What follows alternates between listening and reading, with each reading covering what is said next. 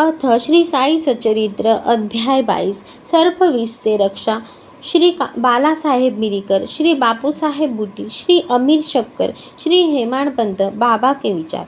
बाबा की सर्प मारने पर सलाह प्रस्तावना। श्री साई बाबा का ध्यान कैसे किया जाए।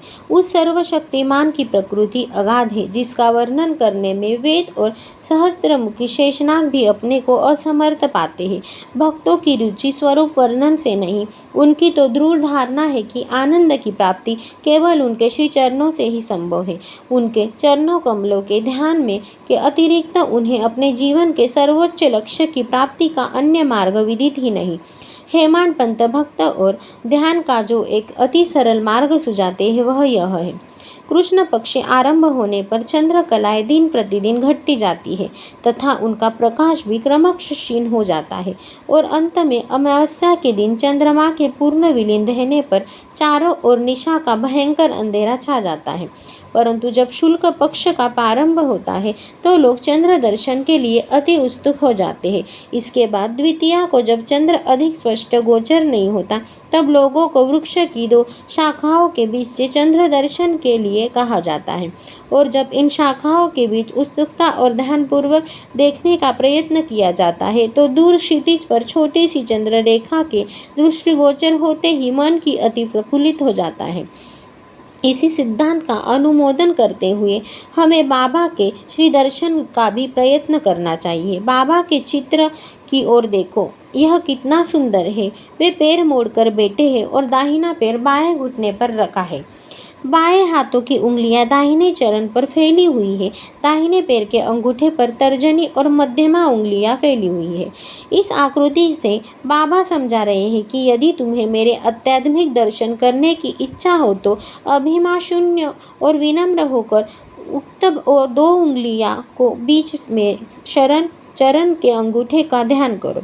जब कहीं तुम उस सत्य स्वरूप का दर्शन करने में सफल हो सकोगे, भक्ति प्राप्त करने का यह सबसे सुगम पंथ है। अब एक क्षण श्री साई बाबा की जीवनी का भी अवलोकन करें। साई बाबा के निवास से ही शिरडी तीर्थस्थल बन गया है। चारों ओर के लोगों को वहाँ भीड़ प्रतिदिन बढ़ती लगी है तथा धनी और निर्धन सभी को किसी न किसी रूप में लाभ पहुंच रहा है। बाबा के असीम प्रेम, उनके अद्भुत ज्ञान भंडार और सर्वव्यापकता का वर्णन करने का सामर्थ्य किसे है। धन्य तो वही है जिसे कुछ अनुभव हो चुका है। कभी कभी वे ब्रह्म में निमग्न रहने के कारण दीर्घ मौन धारण कर लिया करते थे। कभी कभी वे चैतन्य धन और आनंद मूर्ति बन भक्तों के घिरे हुए रहते थे। कभी दृष्टांत देते तो कभी हास्य विनोद किया करते थे। कभी सरल चित्त रहते तो कभी क्रूर ही हो जाया करते थे। कभी संक्षिप्त और कभी घंटों प्रवचन किया करते थे। लोगों की आवश्यकता अनुसार ही भिन्न भिन्न प्रकार के उपदेश देते थे। उनकी जीवनी और अगाध ज्ञान वाचा से परे था। उनके मुखमंडल वे अवलोकन, वार्तालाप करने और लीलाओं सुनने की इच्छाएं सदा अतृप्त ही बनी रही। फिर भी हम फूले न समाते थे। जलवृष्टि के कणों की गणना की जा सकती है, वायु को भी चर्म की थैली में संचित किया जा सकता है, परंतु बाबा की लीलाओं का कोई भी अंत न पा सका। अब उन लीलाओं में से एक लीला का यह भी दर्शन करें। भक्तों के संकटों के घटित होने के पूर्व ही बाबा के उपयुक्त अवसर पर किस प्रकार उनकी रक्षा किया करते थे। श्री बाला साहेब मिरीकर, जो सरदार काका साहेब के सुपुत्र तथा कोपरगांव के मामलतदार थे, एक बार दौरे पर चितली जा रहे थे। तभी मार्ग में वे साई बाबा के दर्शनार्थ शिरडी पधारे। उन्होंने मस्जिद में जाकर बाबा की चरण वंदना की और सदैव की भांति स्वास्थ्य तथा अन्य विषयों पर चर्चा की। बाबा ने उन्हें चेतावनी देकर कहा कि क्या तुम अपनी द्वारका माई को जानते हो। श्री बाला साहेब इसका कुछ अर्थ न समझ सके, इसलिए वे चुप ही रहे। बाबा ने उनसे पुनः कहा कि जहाँ तुम बैठे हो वही द्वारका माई है। जो इसकी गोद में बैठता है वह अपने बच्चों के समस्त दुख और कठिनाइयों को भी दूर कर देती है। यह मस्जिद माई परम दयालु है, सरल हृदय भक्तों की वो तो वह माँ है और संकटों में उनकी रक्षा अवश्य करेगी। जो उसकी गोद में एक बार बैठता है उसके समस्त कष्ट दूर हो जाते हैं। जो उसकी छत्र छाया में विश्राम करता है उसे आनंद और सुख की प्राप्ति होती है। तदुपरांत बाबा ने उन्हें उदी देकर अपना वरद हस्त उनके मस्तक पर रखकर आशीर्वाद दिया। जब श्री बाला साहेब जाने के लिए उठ खड़े हुए तो बाबा बोले कि क्या तुम लंबे बाबा अर्थात सर्प से परिचित हो, और अपनी बाई मुट्ठी बनकर उसे दाहिने हाथ की कुहनी के पास ले जाकर दाहिने हाथ को सांप से सदृश हिलाकर बोले कि वह अति भयंकर है, परंतु द्वारका माई के लालों को वह कर ही क्या सकता है। जब स्वयं ही द्वारका माई उनकी रक्षा करने वाली है तो सर्प की सामर्थ्य ही क्या है। वहाँ उपस्थित लोगों को इसका अर्थ तथा मिरीकर को इस प्रकार चेतावनी देने का कारण जानना चाहते थे, परंतु पूछने का साहस किसे भी न होता था। बाबा ने श्यामा को बुलाया और बाला साहेब के साथ जाकर चितली यात्रा का आनंद लेने की आज्ञा दी। तब श्यामा ने जाकर बाबा का आदेश बाला साहेब को सुनाया। वे बोले कि मार्ग में असुविधाएं बहुत है, अतः आपको व्यर्थ ही कष्ट उठाना उचित नहीं है। बाला साहेब ने जो कुछ कहा वह श्यामा ने बाबा को बताया। बाबा बोले कि अच्छा ठीक है, न आओ, सदैव उचित अर्थ ग्रहण कर श्रेष्ठ कार्य ही करना चाहिए। जो कुछ होने वाला है सो तो होकर ही रहेगा। बाला साहेब ने पुनर्विचार कर श्यामा को अपने साथ चलने के लिए कहा। तब श्यामा बाबा की आज्ञा प्राप्त कर बाला साहेब के साथ तांगे में रवाना हो गए। वे 9 बजे चितली पहुँचे और मारुति मंदिर में जाकर ठहरे। ऑफिस के कर्मचारीगण अभी नहीं आए थे, इस कारण वे यहाँ वहाँ कहाँ की चर्चाएं करने लगे। बाला साहेब दैनिक पत्र पढ़ते हुए चटाई पर शांतिपूर्वक बैठे थे। उनकी धोती की ऊपरी सिरा कमर पर पड़ा हुआ था और उसी के एक भाग पर एक सर्प बैठा हुआ था। किसी का भी ध्यान उधर न था। वह सीसी करता हुआ आगे रेंगते लगा। यह आवाज़ सुनकर चपरासी दौड़ा और लालटेन ले आया। सर्प को देखकर वह साफ साफ कहकर उच्च स्वर में चिल्लाने लगा। तब बाला साहेब अति भयभीत होकर कांपने लगे। श्यामा को भी आश्चर्य हुआ। तब वे तथा अन्य व्यक्ति वहाँ से धीरे से हटे और अपने हाथों में लाठियाँ ले ली। सर्प धीरे धीरे कमर से नीचे उतर आया। तब लोगों ने उसका तात्काल ही प्राणांत कर दिया। जिस संकट की बाबा ने भविष्यवाणी की थी वह टल गया और साई चरणों में बाला साहेब का प्रेम दृढ़ हो गया। बापू साहेब बूटी। एक दिन महान ज्योतिषी श्री नाना साहेब डेंगले ने बापू साहेब बूटी से, जो उस समय शिरडी में ही थे, कहा कि आज का दिन तुम्हारे लिए अत्यंत अशुभ है और तुम्हारे जीवन को भयप्रद है। यह सुनकर बापू साहेब बड़े अधीर हो उठे।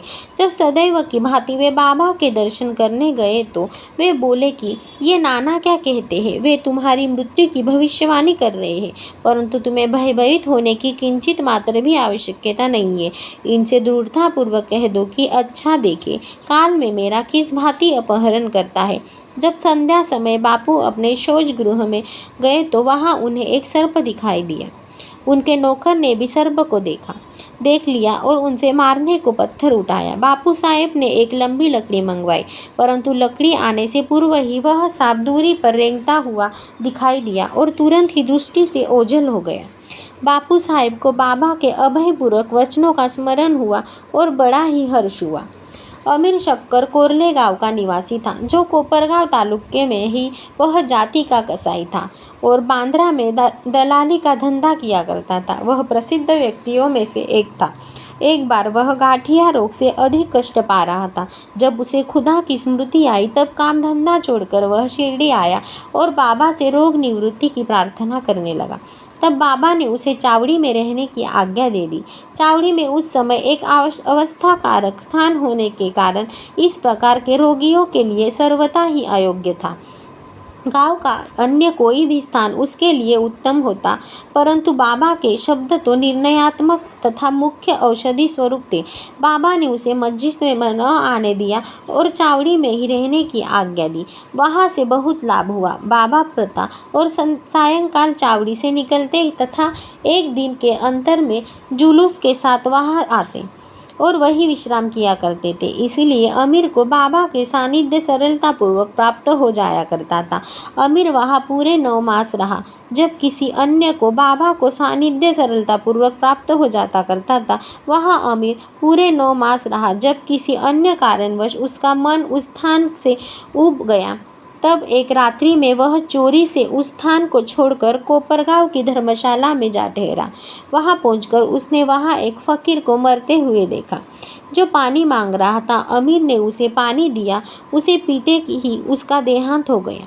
अब अमीर किंकतर्व विमूढ़ हो गया। उसे विचार आया कि अधिकारियों ने इसकी सूचना दे दी तो मैं ही मृत्यु के लिए उत्तरदायी ठहरा जाऊंगा और प्रथम सूचना पहुंचाने के नाते ही मुझे अवश्य ही विषय की अधिक जानकारी होगी। सबसे प्रथम मैं ही पकड़ा जाऊंगा।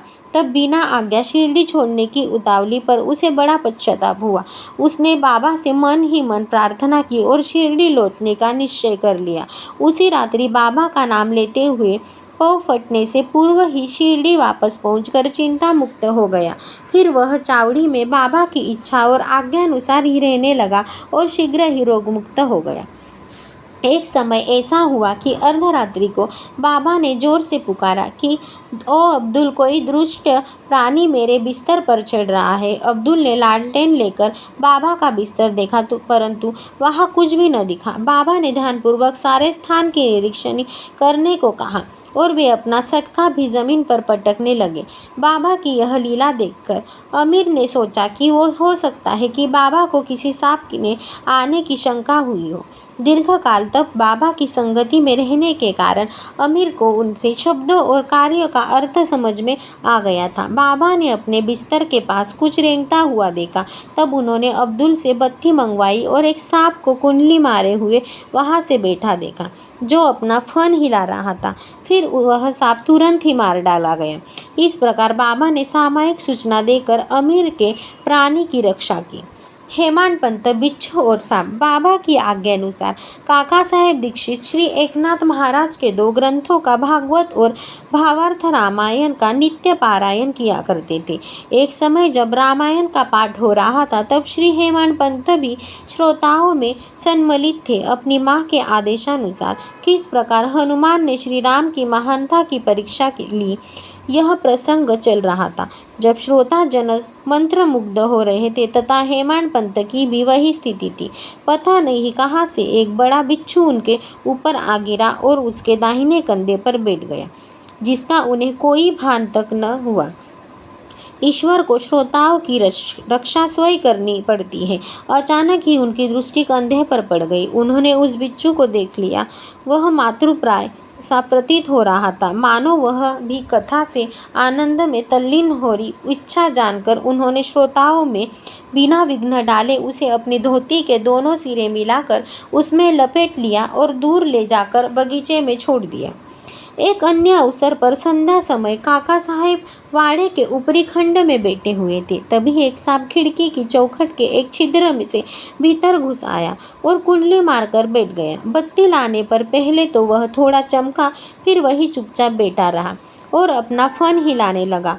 बहुत से लोग छड़ी और डंडा लेकर वहां दौड़े, परंतु वह एक ऐसे सुरक्षित स्थान पर बैठा था जहां उस पर किसी का प्रहार का कोई भी असर न पड़ता था।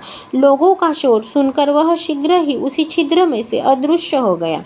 तब कहीं सब लोगों की जान में जान आई। बाबा के विचार।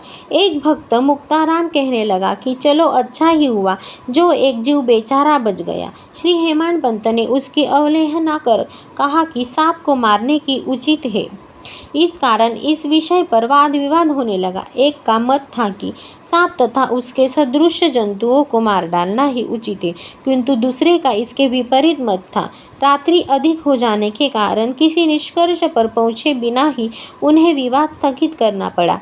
दूसरे दिन यह प्रश्न बाबा के सामने लाया गया।